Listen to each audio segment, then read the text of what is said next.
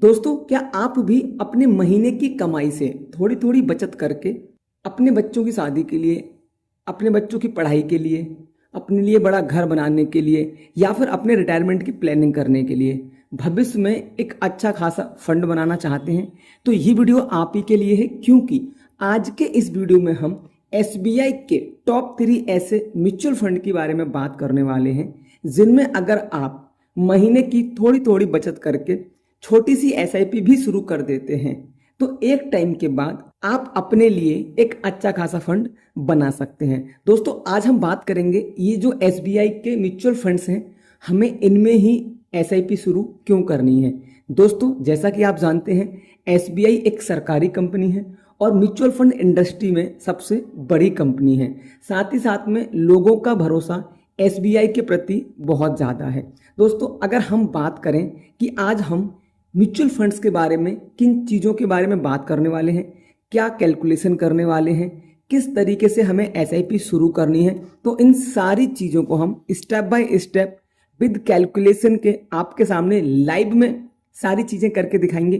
तो वीडियो को लाइक करके बने रहिए हमारे साथ वीडियो के लास्ट तक। सबसे पहले हम बात करेंगे इन तीनों एसबीआई म्यूचुअल फंड्स के बारे में और उसके बाद हम बताएंगे कि आप कितने रुपए की एसआईपी करके कितने रुपए का फंड बना सकते हैं। दोस्तों, अब हम आ चुके हैं अपने आज के पहले म्यूचुअल फंड पे, जो कि है SBI magnum mid cap fund direct growth. दोस्तों, हम इस फंड के बारे में डिटेल में बात करेंगे और आगे जो 2 फंड और हैं उनके बारे में हम डिटेल्स में बात करेंगे। पर मैं उससे पहले बता दूं, ये पूरा वीडियो सिर्फ और सिर्फ एजुकेशन पर्पज के लिए है। आप किसी भी तरीके का कोई भी इन्वेस्टमेंट करें तो एक बार अपने फाइनेंशियल एडवाइजर से सलाह लेके अपने रिस्क और रिवार्ड के हिसाब से इन्वेस्टमेंट करें, क्योंकि आप जानते हैं mutual funds are subject to market risk. दोस्तों, आज हम जिस म्यूचुअल फंड की बात कर रहे हैं, जो हमारा पहला म्यूचुअल फंड है, जिसका मैंने नाम लिया अभी SBI magnum mid cap fund direct growth. इसके एनएवी प्राइस की बात करें तो आज की डेट में इसका एनएवी प्राइस चल रहा है 279.42 रुपए।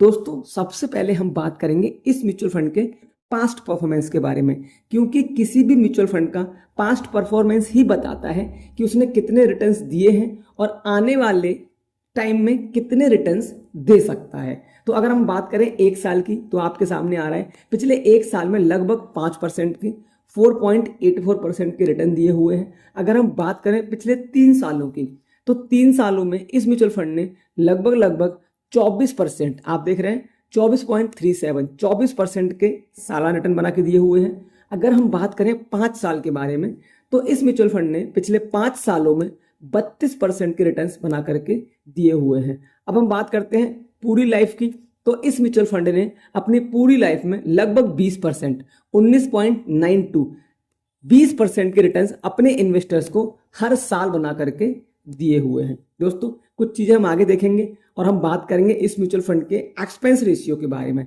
तो दोस्तों, जैसा कि आप जानते हो, एक्सपेंस रेशियो इस म्यूचुअल फंड का 0.83% है। एक्सपेंस रेशियो वो खर्चा होता है जो आपको आपके म्यूचुअल फंड मैनेजर को देना होता है, आपके म्यूचुअल फंड को मैनेज करने के बदले, संभालने के बदले। आगे बढ़ते हैं। अब हम बात करेंगे लॉक इन पीरियड की। लॉक इन पीरियड यहाँ पे 0 है, मतलब आप अपने पैसे को इन्वेस्ट करना शुरू करते हैं और उसके बाद आप कभी भी निकाल सकते हैं। लेकिन अगर आप इस पैसे को 1 साल से पहले निकालते हैं तो आपको यहाँ पे 1% का एग्जिट लोड देना होता है। दोस्तों, यहाँ पे आप एसआईपी कर सकते हैं मिनिमम 500 रुपए से। एसआईपी आप देख रहे हैं यहाँ पे अलाउड है। मिनिमम लमसम आप यहाँ पे 5000 रुपए से कर सकते हैं। दोस्तों, अब हम बात करेंगे इस म्यूचुअल फंड के कैटेगरी कंपैरिजन की। तो आप देख सकते हैं इस म्यूचुअल फंड के अदर जो हैं, हमारा जो फंड है SBI magnum mid cap fund है, यहाँ पे same HDFC mid cap fund भी है, यहाँ पे कोटक इमर्जिंग फंड है, निपॉन इंडिया है। तो इसने अपनी कैटेगरी के सभी म्यूचुअल फंड के ऑलमोस्ट बराबर रिटर्न बना करके दिए हुए हैं। अब हम बात करते हैं इस म्यूचुअल फंड की करंट होल्डिंग्स के बारे में। तो इस म्यूचुअल फंड की अगर हम करंट होल्डिंग्स की बात करें, CRISIL limited, Sundaram finance limited, Tata Elxsi limited जैसी बड़ी बड़ी कंपनियों में इस म्यूचुअल फंड की करंट होल्डिंग्स हैं। बात कर लेते हैं साथ ही साथ में एएमसी प्रोफाइल की। तो आप यहां देख सकते हैं इस समय एसबीआई के पास में 109 म्यूचुअल फंड स्कीम्स हैं। और अगर हम टोटल एयूएम की बात करें तो आप यहाँ पे देख सकते हैं 8,15,335 करोड़ रुपए का इसका AUM है। अगर हम फंड मैनेजर की बात करें तो इस म्यूचुअल फंड के फंड मैनेजर का नाम है मिस्टर भविन बितलानी जी, जिनको लगभग 18 साल का म्यूचुअल फंड्स एक्सपीरियंस है। दोस्तों अब हम चलेंगे आज के हमारे दूसरे म्यूचुअल फंड पे, जो कि है SBI Contra fund direct growth. ये भी SBI का एक बहुत ही बेहतरीन म्यूचुअल फंड है। अगर हम बात करें इसके पास्ट परफॉर्मेंस की तो पिछले एक साल में इसने 6% के आसपास के रिटर्न दिए हैं, 5.47%। अगर हम बात करें 3 साल की तो 27% के रिटर्न दिए हुए हैं।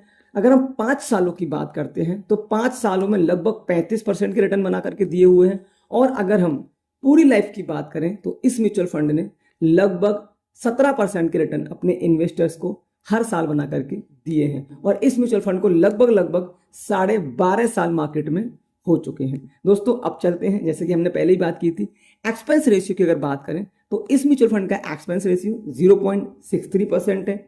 लॉक इन पीरियड यहाँ पर भी 0 है। अगर हम बात करते हैं इसके एग्जिट लोड की तो यहाँ पे भी जो एग्जिट लोड है वो 1% है। 1% एग्जिट लोड देख लो आप, 1% on before 1 year, after 1 year nil. मतलब कि अगर आप इस पैसे को इमरजेंसी केस में 1 साल से पहले निकालते हैं तो आपको 1% देना होगा, और 1 साल के बाद निकालते हैं तो आपको यहाँ पे कोई भी एग्जिट लोड नहीं देना होगा। मिनिमम SIP 500 रुपए से कर सकते हैं। आप देख रहे हैं SIP यहाँ पे अलाउ है। मिनिमम लमसम आप यहाँ पे 5,000 रुपए से कर सकते हैं। ठीक है जी, आगे चलते हैं और हम बात करते हैं सेम कैटेगरी कंपैरिजन की। तो यहाँ पे भी इसने अब सभी अपनी कैटेगरी के म्यूचुअल फंड से बराबर और कहीं ना कहीं ज्यादा रिटर्न दिया हुआ है। अब थोड़ा सा आगे चलते हैं तो हम इसके भी करंट होल्डिंग्स की बात करेंगे। तो आप देख सकते हैं HDFC bank limited, Reliance industry limited, ITC limited जैसी बड़ी बड़ी कंपनियों में इनकी करंट होल्डिंग्स है। AMC प्रोफाइल आपको पता ही है SBI की, लेकिन अगर हम फंड मैनेजर की बात करें तो इस म्यूचुअल फंड के 2 फंड मैनेजर हैं। नंबर 1 है दिनेश बालचंद्रन जी। अब आप देख सकते हैं इनको लगभग 11 साल का एक्सपीरियंस है। और नंबर 2 पे है प्रदीप केसवान जी, इनको लगभग 18 साल का म्यूचुअल फंड्स का एक्सपीरियंस है। अब हम बात करेंगे अपने तीसरे म्यूचुअल फंड के बारे में, जो कि बहुत अच्छा म्यूचुअल फंड है। और SBI के इस म्यूचुअल फंड का नाम है SBI magnum children's benefit fund investment plan direct growth. अब आप एक चीज समझ लो, इस म्यूचुअल फंड की अगर हम पास्ट परफॉर्मेंस की बात करें, लेकिन पहले हम बात करते हैं NAV प्राइस की। तो इस म्यूचुअल फंड का NAV प्राइस है 46 रुपए 35 पैसे। और पास्ट परफॉर्मेंस की बात करें तो पिछले 1 साल में 15% के, पिछले 3 सालों में 25% के, पिछले 5 सालों में 37% के, और अगर मैक्स लाइफ की बात करें इसने अपनी पूरी लाइफ में भी यहाँ पे 37% के रिटर्न बना करके दिए हुए हैं।